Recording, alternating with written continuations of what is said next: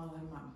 La paz, la gracia y la misericordia de nuestro Señor Jesucristo continúen siendo con ustedes hoy y siempre. Vamos a tratar el tema que tanto ya ha demorado en abordarse acerca de la maravillosa relación que existe entre la ley, la gracia y la soberanía de Dios. Aclarar antes de comenzar el tema que es un tema muy profundo, es un tema muy extenso, es decir, no pretendo en este corto video abarcar todo lo que concierne al tema de la relación entre ley, gracia y soberanía de Dios. Más bien pretendo sentar las bases para que usted siga profundizando en el conocimiento acerca del Dios de Israel, en el Dios en el que usted ha dicho que cree y quiere adorarle y quiere bendecirle y quiere conocerle. ¿Por qué hay que preocuparse por cuestiones como esta? Entre otras cosas, porque la Biblia habla, cuando Jesús está hablando acerca de la definición de qué cosa es la vida eterna, Jesús define la vida eterna de una manera distinta a como la vemos a veces los seres humanos. Nosotros los seres humanos a veces creemos que la vida eterna es vivir para siempre, pero Jesús definió la vida eterna de esta manera, dijo en uno de los evangelios. Y esta es la vida eterna, que te conozcan a ti, el único Dios verdadero, y a tu Hijo Jesucristo, a quien tú has enviado. Es decir, a modo de resumen, la vida eterna no consiste en vivir eternamente. La vida eterna consiste en conocer al Dios de Israel. ¿Vale? Entonces, todas las cuestiones concernientes a nuestra salvación, a las intenciones del corazón de Dios, a la mente de Dios, a cómo Dios piensa, cómo Dios razona, cómo Dios ve determinado asunto, nos debe no solo interesar, sino nos debe absorber esa necesidad de poder conocer al Dios de Israel, conocer su pensamiento, conocer su corazón y todo lo que Él piensa. ¿Para qué? Para poder acercarnos a Él de la manera correcta, para poder acercarnos a Él y ser recibidos por Él. Somos recibidos por Él no por el conocimiento que tengamos acerca de Él, sino porque Cristo nos hizo aceptos delante de los ojos del Padre. Pero vamos a conocer a Dios en la medida en la que Él se revela en nuestra vida. Y Dios quiere revelarse en nuestra vida como juez, Dios quiere revelarse en nuestra vida como Padre y Dios quiere revelarse en nuestra vida como Rey. De ahí el tema que vamos a tratar en este día acerca de la relación que existe entre ley, atendiendo a que Él es juez, gracia, atendiendo a que Él es Padre también, que es una de las figuras que más manifiesta gracia, y que Él es soberano, atendiendo a la figura de que Él también es Rey. Entonces, nada, comencemos entonces a abordar el tema concerniente o que nos concierne en este día. Yo tengo 3 puntos que quiero tratar y al final vamos a llegar a una conclusión o a varias conclusiones. Seré breve en lo que voy a abordar. La primera pregunta es, ¿qué es la ley y para qué nos fue dada? ¿Qué es la ley y para qué nos fue dada? Entonces vamos a ir al Salmo 119, versículo 105, un pasaje muy conocido por todos nosotros porque lo repetimos, no lo sabemos de memoria. Es el famoso pasaje de lámpara es a mis pies tu palabra y lumbrera a mi camino. Pero lo leemos en las Escrituras con reverencia. Amén. Entonces, el Salmo 119, versículo 105 dice: lámpara es a mis pies tu palabra y lumbrera a mi camino. Entonces, ¿qué cosa es la ley y para qué fue dada? La ley es lo que ella misma dice que es lámpara a mis pies. ¿Qué significa lámpara a mis pies? Significa de que ella está puesta para indicarnos cuál es el camino correcto, dónde ponemos los pies, qué decisión es correcta y cuál no, qué agrada y qué no agrada a Dios. Entonces, la ley fue dada como guía para enseñarnos y para mostrarnos el camino, pero ella en sí no era el camino. Y yo sé que algunos ya estarán pensando y discerniendo a dónde quiero llegar. Amén. Y es que ella no es el camino, sino que ella es luz en mi camino. Porque la Biblia habla que Jesús, refiriéndose a sí mismo, dijo: yo soy el camino, la verdad y la vida. Por lo tanto, la ley lo que hace no es más que alumbrar mis pasos, alumbrar el camino para que yo pueda ver a Cristo, para que yo desee tener a Cristo como mi Señor y mi Salvador, para que yo entienda que es imposible yo cumplirla en su totalidad, puesto que necesito a alguien que la cumpla por mí y me imparta esa justicia de parte de Dios. Entonces, La ley fue dada con ese propósito, fue dada con el propósito de guiarnos y decirnos lo que estaba bien y lo que estaba mal, pero ella no es en sí nuestro Salvador, no es en sí nuestra salvación. Ella nos ayuda o nos ayudó hasta la llegada de Cristo. Ella fue, como Pablo describe en su carta a los Gálatas capítulo 3, ella fue nuestro ayo, es decir, nuestra cuidadora hasta que viniera Cristo, que era el cumplimiento incluso de ella misma, ¿vale? Entonces vamos también a leer Gálatas capítulo 3, verso 19 al 24. Gálatas capítulo 3, verso 19 al 24. Dice Pablo en su carta a los Gálatas: entonces, ¿para qué sirve la ley? Fue añadida a causa de las transgresiones, es decir, a causa de que había mucho pecado, había muchas cosas que estaban mal, hasta que viniese la simiente a quien fue hecha la promesa, y fue ordenada por medio de los ángeles en mano de un mediador. El mediador no lo es de uno solo, pero Dios es uno. Verso 21. Luego, la ley es contraria a las promesas de Dios en ninguna manera, porque si la ley dada pudiera vivificar, la justicia fuera verdaderamente por la ley. Lo que Pablo está diciendo aquí, a modo de resumen, es: si el cumplimiento, si para nosotros el cumplir la ley hubiese sido suficiente, no hubiese necesidad de un Salvador. Pero por cuanto no tenemos la capacidad de cumplir la ley a su cabalidad, necesitábamos un Salvador. Es decir, la ley fue dada también para que nosotros mirásemos a ese Salvador, es decir, anhelásemos la llegada de ese Salvador. Como dice Pablo en su carta, si mal no recuerdo, en su carta a los Romanos, que dice: ¿quién me librará de este cuerpo de pecado? Y continúa diciendo: gracias doy a Dios por Jesucristo. Porque él sabía, aun siendo judío, siendo un hombre, como él mismo se describe, fariseo de fariseo, es decir, un hombre que cumplía la ley, que amaba la ley, que se esforzaba por cumplir la ley. Él sabía que aún en todo su esfuerzo nunca llegaría a ser suficiente para satisfacer la justicia del Padre, ¿ven? Porque en algún momento iba a quebrantar la ley, ya fuera de manera voluntaria o involuntaria, pero en su condición de ser humano caído, que es en la que estamos todos, antes de conocer a Cristo, era imposible poder agradar a Dios, sino que más bien aquellos que agradaron a Dios antes de Cristo ya tenían su mirada puesta en un Salvador, y también por eso alcanzaron gracia y misericordia de parte de Dios. Pero eso es otro tema. Continuamos, verso 22. Mas la Escritura lo encerró todo bajo pecado, para que la promesa, que es por la fe en Jesucristo, fuese dada a los creyentes.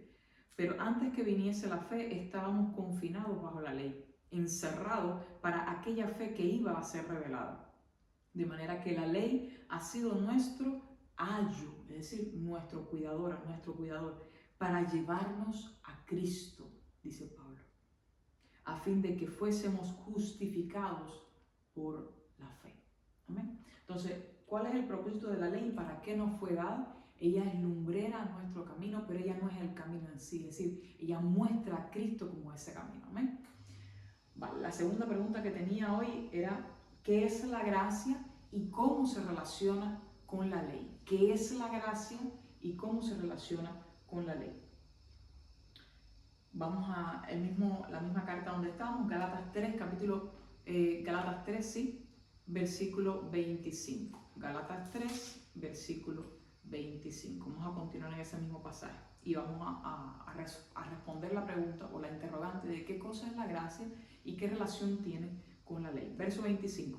Pero venida la fe, ya no estamos bajo ayo, pues todos sois hijos de Dios por la fe en Cristo Jesús. Porque todos los que habéis sido bautizados en Cristo, de Cristo estáis revestidos. ¿Qué significa este pasaje? Bien, yo sé que algunos de ustedes seguramente en algún momento habrán escuchado una enseñanza acerca de qué es la gracia de Dios. Y hemos escuchado en varias ocasiones de boca de varios predicadores que la gracia es ese favor no merecido. Es decir, la concesión de ese favor no merecido que tiene el ser humano para con Dios. Bien, vamos a ponerlo todo en un contexto en el que podamos comprender qué es gracia. Y sé que este ejemplo que voy a poner, muchos lo habrán escuchado y quizás algunos no, pero lo voy a poner. Supongamos de que usted y yo, o de que usted está en un juicio. El juicio obviamente tiene un juez, tiene un juzgado, Está el acusador, el abogado, todas las partes que conciernen a un juicio legal. Entendiendo también que Dios usa mucho, usa en reiteradas ocasiones muchas figuras terrenales para explicar lo que acontece en el mundo espiritual. Por lo tanto, el ejemplo que les voy a poner, aunque es el ejemplo de algo terrenal, es figura de lo que pasa en el mundo espiritual para poder entender todo el tema de la gracia y la relación que guarda con la ley. Bien, en este juicio usted está siendo acusado de disímiles crímenes y es hallado culpable delante del juez, puesto que de lo que se le acusa hay pruebas evidentes y contundentes de que usted ha realizado tales actos y que es digno, según la justicia de ese lugar donde usted está, es digno de muerte. Y usted se echa a llorar y todo depresivo, todo tembloroso, porque el decreto por haber hecho tales cosas, pues es la muerte. Aparece una persona en escena en este juicio que dice que quiere tomar el lugar suyo para cumplir la sentencia por usted. Ahora, esta persona es una persona que no ha cometido ningún tipo de pecado, ni ningún tipo de delito. Y el juez decide, por gracia y también por la autoridad que le concierne, desviar todo ese castigo y ponerlo sobre esa persona que va a tomar el lugar suyo en ese juicio. Y todo el peso de la justicia se descarga sobre ese individuo en vez de descargarse sobre su vida. Ahora bien, esto es lo que pasa en cuanto a la relación de ley y gracia. Según la ley, usted debía pagar por los pecados que usted cometió. Pero según la gracia, existe alguien, oh aleluya, y este es el momento en el que usted debe adorar a su Dios y a su Creador. Existe alguien que pagó ya de antemano por los pecados que usted cometió. Existe alguien que ya pagó de antemano. La Biblia dice en Isaías capítulo 53, verso 5, vamos a leerlo, un pasaje extremadamente precioso, Isaías 53, 5.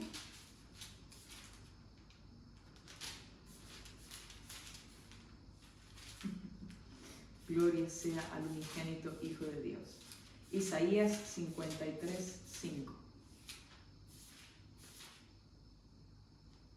Dice las Escrituras: mas Él herido fue por nuestras rebeliones, molido por nuestros pecados. El castigo de nuestra paz fue sobre Él. Gloria sea al unigénito Hijo de Dios. Entonces, cuando hay casos de gracia en las Escrituras, y no solo es el caso de que hayamos sido salvos o salvados por medio de Jesucristo, el único caso de gracia que se ve en las Escrituras, es porque entra en escena cuando la ley va a aplicarse con todo su peso y no somos capaces de sobrellevarlo. Un caso de gracia que se da en las Escrituras es toda la historia que está alrededor que está descrita en el libro de Esther. Los que han leído el libro conocen de lo que voy a hablar, y los que no han leído el libro, por favor, lean el libro de Esther. Pues en el libro de Esther cuenta la historia, voy a abreviarlo y a resumirlo, intentaré de la manera mejor posible. El pueblo de Israel estaba bajo el acoso de un hombre que era parte del gobierno del rey Asuero, que era el rey que tenía subyugado, por decirlo así, a varias naciones, dentro de ellas a la nación judía. Y este hombre tenía cierto odio hacia la nación judía, hacia los judíos. Y él hace, por diferentes manipulaciones, que se firme un decreto para la eliminación total de toda la nación judía que estaba allí en ese momento, porque ellos habían sido llevados allí cautivos, al lugar donde Asuero era rey. Después va y lo lee más extensamente en el libro de Esther, son pocos capítulos. Y la Biblia cuenta de que Esther, la que en ese momento era reina y esposa del rey Asuero, es o era judía en aquel entonces. Y la Biblia cuenta de que ella hace un acto en su deseo de salvar a su pueblo e intercede por el pueblo y entra sin ser llamada en la presencia del rey para hablar con él acerca de este asunto. Ahora bien, según la ley de aquel lugar, la persona que hiciera tal acción era digna de muerte y merecía la muerte porque era una falta de respeto, una irreverencia para con el rey. Ahora, había algo dentro de la ley, y era que si el rey extendía su cetro a esta persona alcanzaba misericordia, es decir, había hallado gracia delante de los ojos de ese rey y era perdonada. Exactamente así pasa en muchos casos de las Escrituras. Hoy vamos a tocar algunos porque ya le digo, el tema de la relación entre ley, gracia y soberanía de Dios es muy extenso. Yo pretendo simplemente dar unas pinceladas para que meditemos en ello, ¿vale? Entonces vamos a continuar. Yo escribía acá, ¿qué es, como la tercera pregunta, qué es la soberanía y cómo se relaciona con la ley y la gracia? Ser soberano. ¿Qué significa ser soberano? Ser una persona que tiene esa autoridad de soberanía o ese derecho de soberanía. Según el diccionario y según la interpretación bíblica, soberano es poseer el poder supremo y final. Ya le digo, el tema es espinoso. Hay personas que creen de que Dios no puede hacer determinadas cosas y están en un error. Yo no voy a decir qué cosas sí y qué cosas no.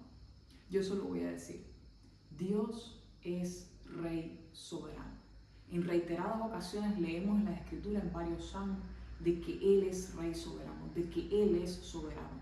Él a sí mismo se identifica y se revela como Dios y Rey soberano. Entonces, si entendemos que soberano significa de que Él toma decisiones sin consultar a nadie y sin que nadie le diga qué es lo que debe o lo que no debe hacer.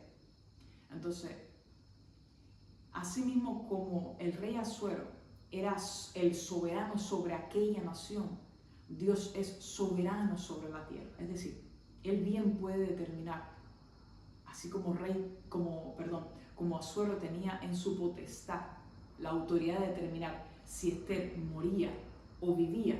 De la misma manera, Dios tiene autoridad para perdonar o para castigar o para suprimir. Él es Rey soberano. Esa es la relación que tiene con la ley y la gracia. Él tiene la potestad, la única potestad, está en su sola potestad el decidir qué hacer. Quiero que leamos algunos textos que pudieran parecer contradictorios en las Escrituras y que nos muestran la relación que existe entre ley, gracia y soberanía de Dios. Quiero que leamos el capítulo 14 del libro de Jueces. 14, versículo 1 al 4. Jueces.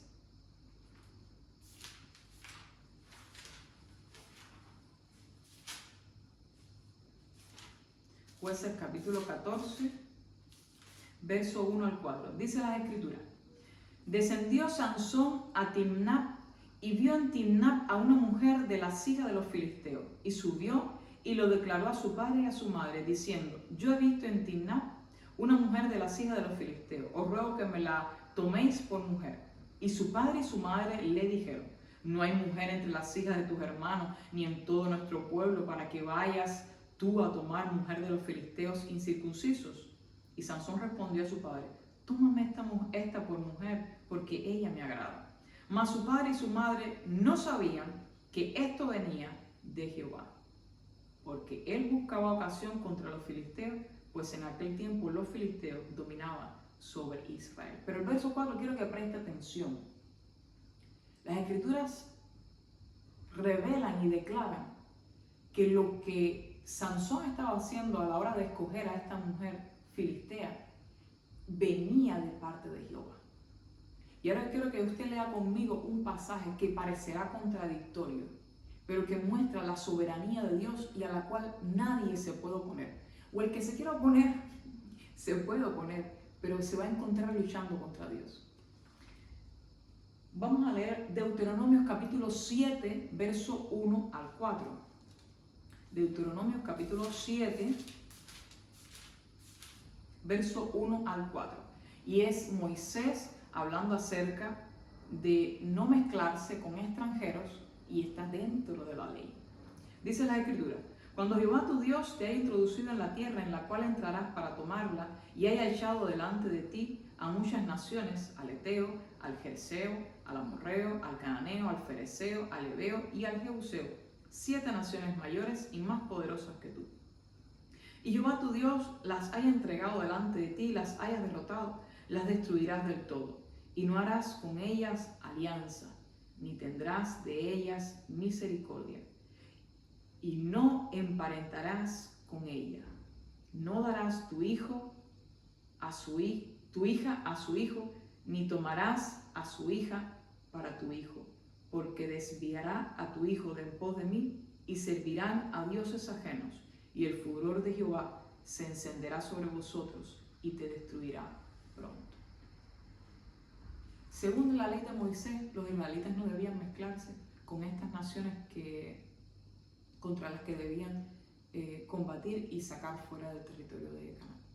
Ahora bien, vemos a Dios poniendo un sentir en el corazón de Sansón de quebrantar esa parte de la ley. Yo no pretendo explicar a Dios porque yo no puedo explicar a Dios. Yo no puedo explicar la mente de Dios. Yo solo puedo acercarme a Él, conocerlo. Pero para acercarme a Dios y para conocerlo tengo que acercarme con un corazón humilde y sencillo. ¿Qué significa esto? De estar yo dispuesta a que Él me muestre quién es Él y a no intentar amoldar a Dios a mi pensamiento, amoldar a Dios a mi manera de cómo yo veo las cosas, así deben ser, no. Sino que tener la mente abierta a que cuando Dios se revele a mi vida y me muestre quién es Él, yo decir, amén. Hubo una ocasión en la que yo he leído el Antiguo Testamento en varias ocasiones, pero hubo una ocasión en especial en la que estaba leyendo acerca de cómo, de las leyes que Moisés pone para cómo se debía tratar con los esclavos. Y cuando yo había leído ese pasaje en muchísimas ocasiones, pero en una ocasión llegó a chocar en mi mente fuertemente y yo me hice esta pregunta. Yo nunca me había hecho esa pregunta, pero yo dije, ¿cómo Dios va a poner leyes para que las personas traten con sus esclavos en vez de abolir la esclavitud? Eso no es justo. Dios no está siendo justo. Hermano, y estuve enojada contra Dios por un tiempo, hasta que decidí, y Él estaba obviamente tratando conmigo, pero hasta que decidí que yo no sé por qué Dios hace determinadas cosas, pero lo peor que puedo hacer es resistirme a ellas. Lo mejor que puedo hacer es acatarla, sujetarme y someterme, porque Él sigue siendo Dios y Él es soberano. No me puedo oponer a eso. Y cuando entendí esta verdad dije, Señor, tú eres Dios. Es cierto que el día de hoy la esclavitud no existe dicha de manera oficial, es decir, no está permitido de manera oficial. Sabemos de que existe tráfico de personas y cosas horrorosas en este mundo, pero legalmente no es legal. Es decir, yo creo, y es mi opinión personal, que a lo largo de los años Dios ha ido cambiando las cosas en la historia para que esto fuese de la manera que es hoy y no existiese esclavitud de manera legal. Pero en su momento Él lo permitió. En su momento Él decidió que fuese así, por las circunstancias que se dio, porque Él es Dios, porque Él quiso que fuera así en ese momento, no lo sé, pero ciertamente es verdad. Entonces vamos a continuar con otro pasaje. Quiero que leamos también Juan capítulo 8, verso 3 al 11. Juan capítulo 8, verso 3 al 11. El Evangelio de Juan, capítulo 3, capítulo 8, del verso 3 en adelante. Dice las Escrituras: entonces los escribas y los fariseos le trajeron una mujer sorprendida en adulterio, y poniéndola en medio le dijeron: Maestro, esta mujer ha sido sorprendida en el acto mismo de adulterio, y en la ley nos mandó Moisés a apedrear a tales mujeres. Esa referencia que ellos hacen a la ley de Moisés aparece en Levítico capítulo 10, verso 10. Después léalo, pero exactamente así decía las Escrituras, que había que apedrear a la mujer y al hombre que fuese encontrado en ese acto. Tú pues, ¿qué dices? Mas esto decían tentándole para poder acusarle. Pero Jesús, inclinado hacia el suelo, escribía en tierra con el dedo. Y como insistían en preguntarle, se enderezó y les dijo: el que de vosotros esté sin pecado, sea el primero en arrojar la piedra contra ella. E inclinándose de nuevo hacia el suelo, siguió escribiendo en tierra. Pero ellos, al oír esto, y escuche bien lo que pasó en la conciencia de estas personas, pero ellos al oír esto, acusados por su conciencia, salían uno a uno, comenzando desde el más viejo hasta los postreros, y quedó solo Jesús, el único que la podía juzgar, y la mujer que estaba en medio. Enderezándose Jesús y no viendo a nadie, sino a la mujer, le dijo: mujer, ¿dónde están los que te acusan? O los que te acusaban. ¿Ninguno te condenó? Ella dijo: ninguno, Señor. Entonces Jesús le dijo: ni yo te condeno, vete y no peques más. Habrá sido gracia anticipada. ¿Y por qué digo gracia anticipada? Porque Cristo todavía no había muerto. Por lo tanto, la ley de Moisés estaba vigente hasta el día que Él murió. El día que Cristo muere, y la Biblia dice que el velo en el lugar santo, que separaba el lugar santo del lugar santísimo, se rasgó de arriba hacia abajo.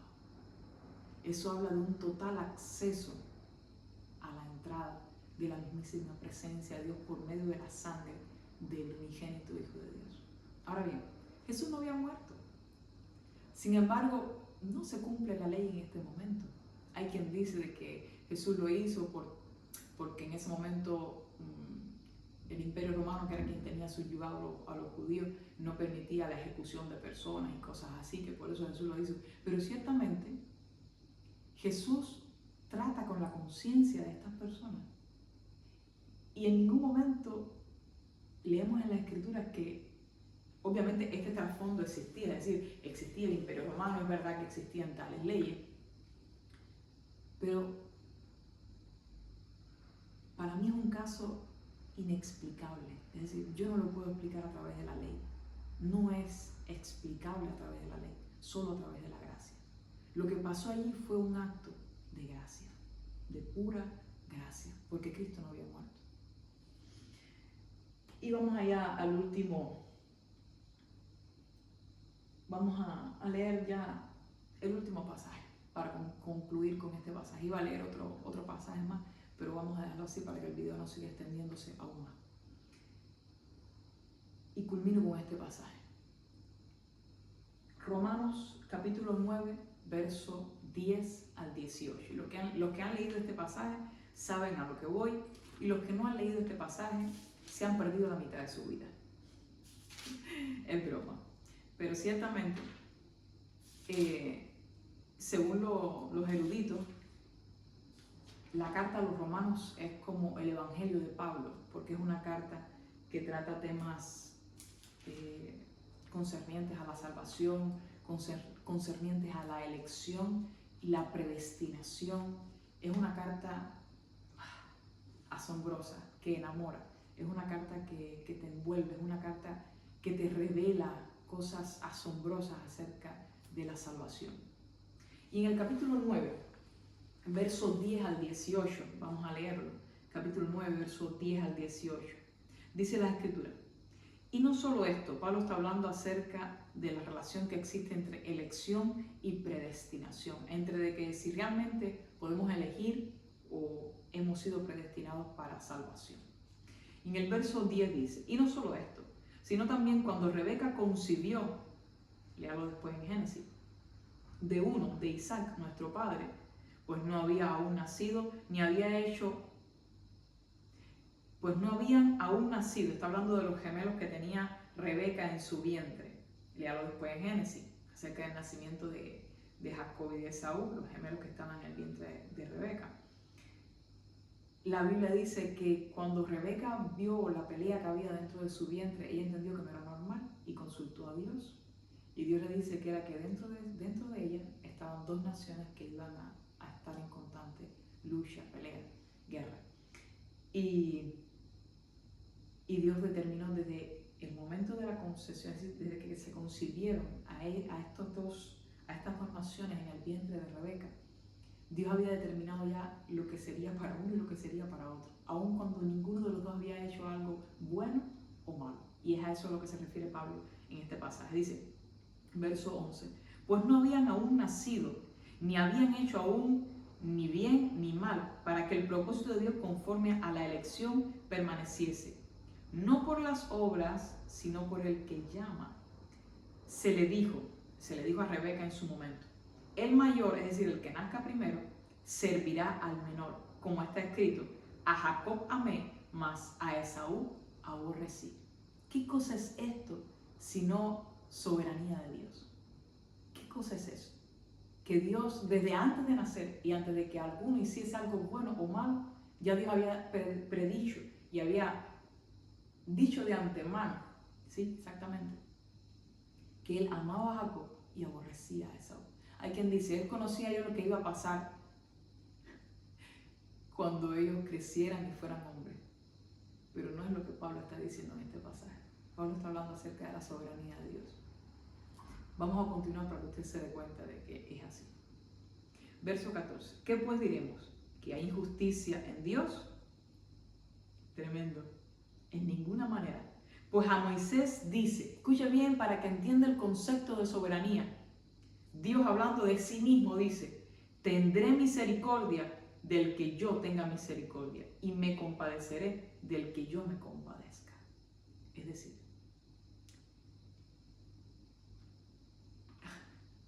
es como que usted es rico, tiene muchísimo dinero, tiene posesiones y tiene dos hermanos. Cada uno de ellos le pide algo relacionado a sus bienes. Y a uno usted le da abundantemente y a otro le da escasamente. ¿Por qué pasa esto? Porque usted es justo, ¿no? Usted tiene el derecho de escoger qué hacer con su dinero o qué hacer con sus bienes. Está en su potestad. Es lo que pasa con Dios. Él tiene el derecho de hacer lo que quiere porque Él es Dios. Y no por eso es injusto. Seguimos leyendo. Verso 16. Así que no depende del que quiere ni del que corre, sino de Dios que tiene misericordia. Porque la Escritura dice a Faraón, para esto mismo te he levantado, para mostrar en ti mi poder y para que mi nombre sea anunciado por toda la tierra. De manera que de quien quiere tiene misericordia y a quien quiere endurecer, endurece. Esta es la conclusión de todo el discurso oído, como dice Salomón en su libro Eclesiastés. Dios es soberano. Su ley fue dada para que supiéramos qué camino tomar y apuntaba directamente a la persona de Cristo. Su gracia es el mayor regalo que podemos tener como creyentes y sin ella sería imposible acercarnos a Él. Sería bueno que de hoy en adelante cada caso que lleve la emisión de un juicio y en el que usted tenga que emitir un criterio, valore bien estas tres cosas. La relación que existe entre ley, gracia y soberanía de Dios. Porque hay casos en los que Dios decide hacer algo que aparentemente va en contra de su palabra o de su ley, pero que sin embargo están alineados perfectamente con su voluntad, con su soberanía y con su gracia. Esto era lo que tenía para compartir con ustedes este día. Espero que la gracia, la misericordia y el favor de nuestro Señor Jesucristo continúe siendo con usted y con todos los suyos.